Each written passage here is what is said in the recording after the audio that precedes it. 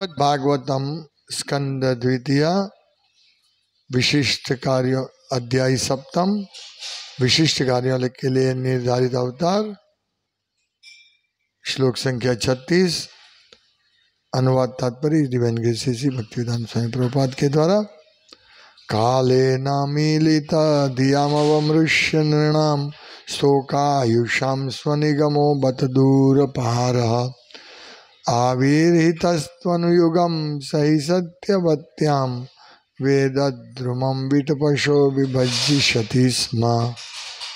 शब्दार्थ कालेन समय के साथ मिलित धियाम कम बुद्धिमान मनुष्यों का अवमृष्य कठिनाई को ध्यान में रखते हुए कठिनाई को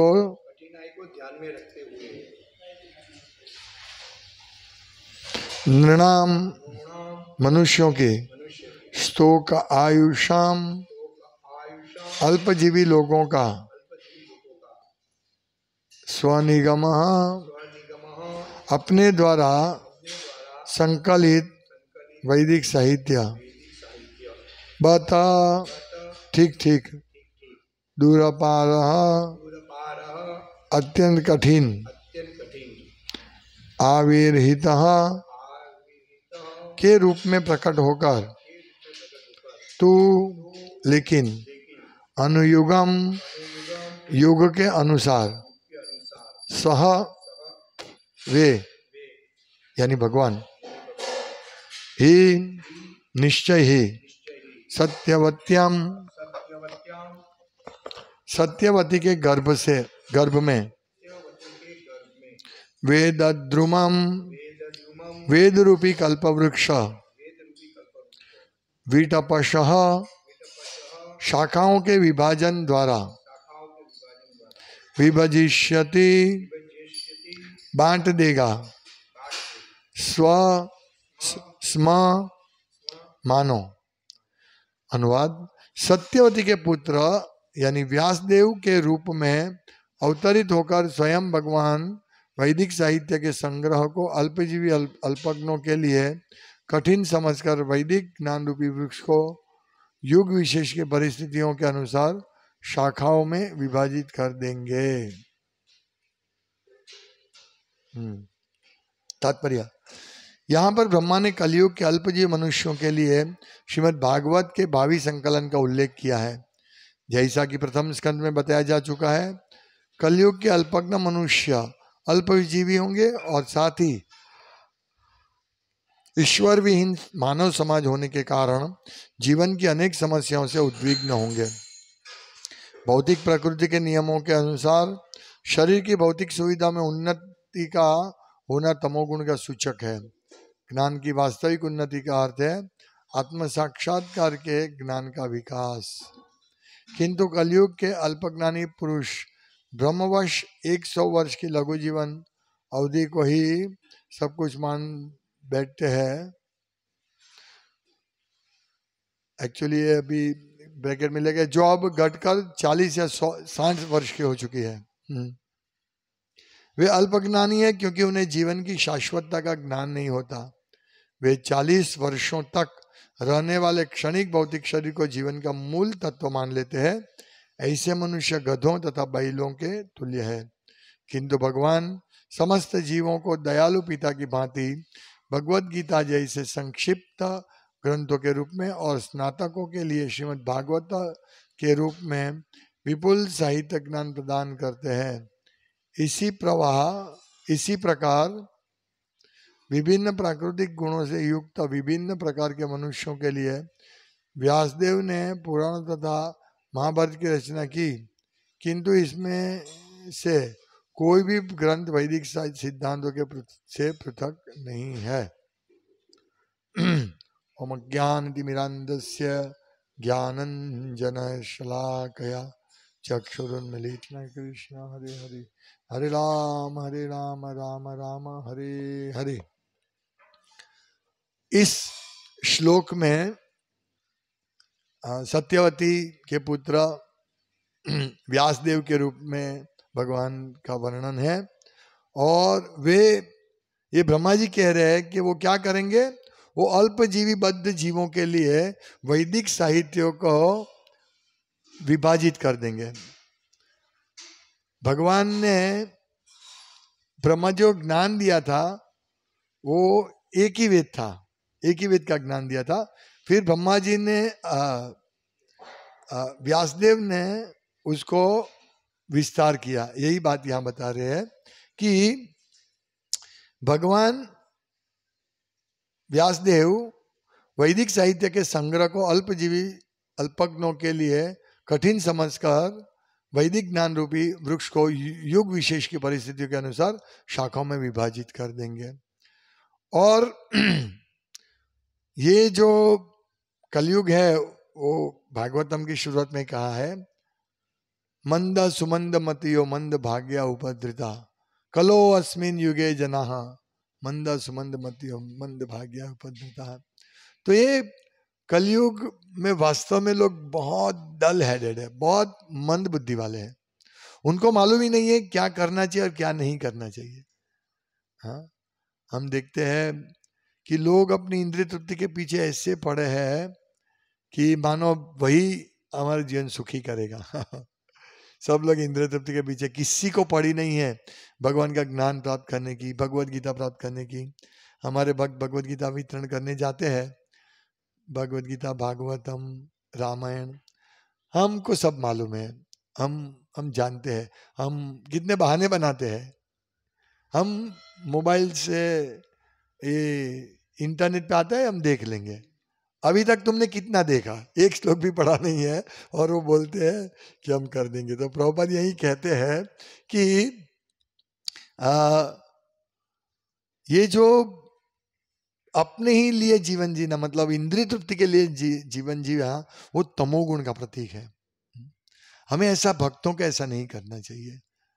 यहाँ प्रभुपाद लिखते हैं कि ईश्वर विहीन मानव समाज होने के कारण, इस कलयुग में ईश्वर विहीन मानव समाज है ना, जीवन की अनेक समस्याओं से उद्विग्न होंगे कलयुग के लोग, क्योंकि ईश्वर को छोड़ दिया है।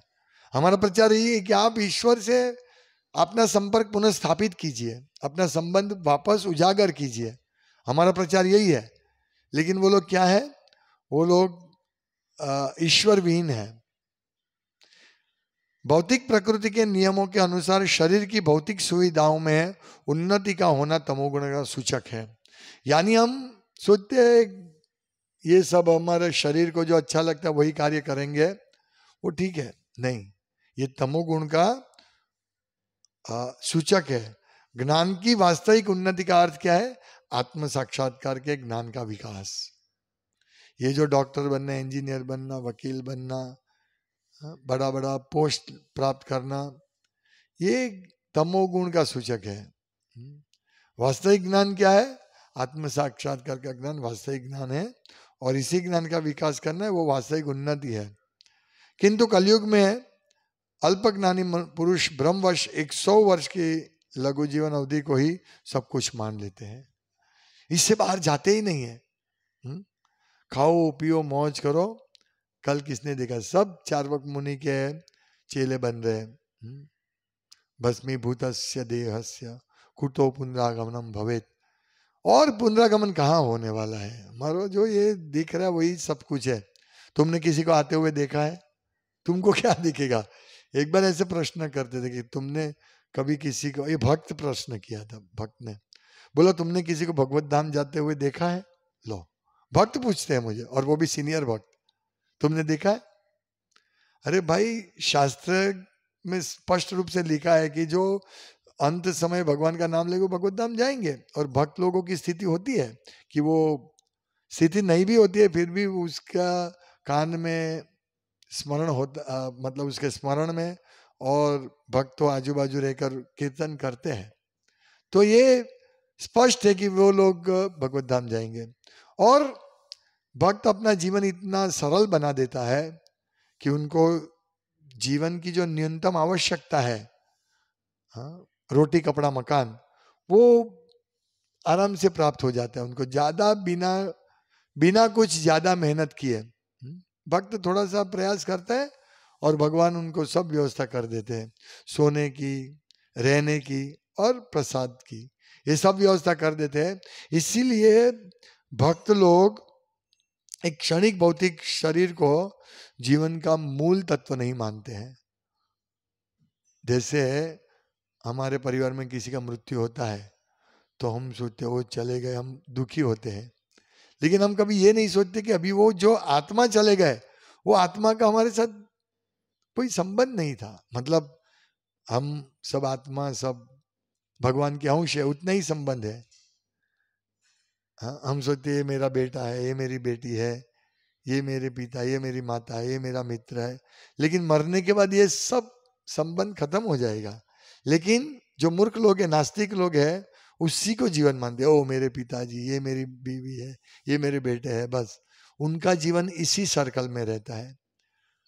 लेकिन भक्त जानते हैं कि ये सब क्षणिक है, हमारा मूल संबंध भगवान कृष्ण से है। और ये संबंध समझाने के लिए भगवान व्यास देव ने वेद को विभिन्न शाखाओं में विभाजित कर दिए, कर देंगे ऐसा ब्रह्मा जी ने कहा है। तो कारण ये है कि अल्प ज्ञानी, कलयुग के अल्प जीवी और अल्प ज्ञानी के लिए वैदिक ज्ञान रूपी वृक्ष को समझ मुश्किल है।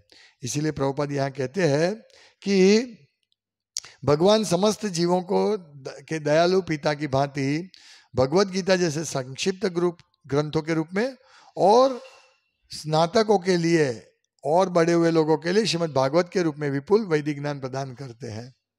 ये भगवान की दया है।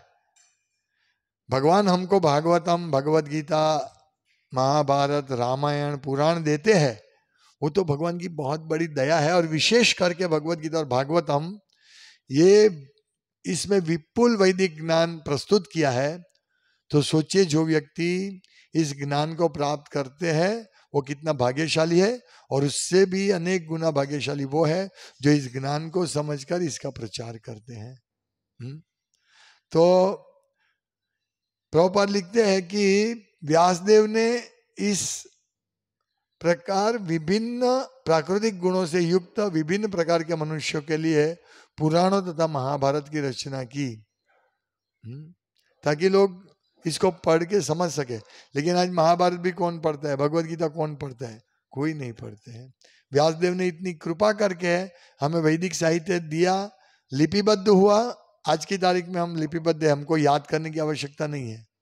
मतलब लिपिबद्ध, पहले तो लोग स्मरण कर, मतलब मुखपाठ करते थे और याद रखते थे। अभी हमको याद रखना चाहिए, और भक्त धीरे धीरे ये सब पढ़ के याद कर सकता है।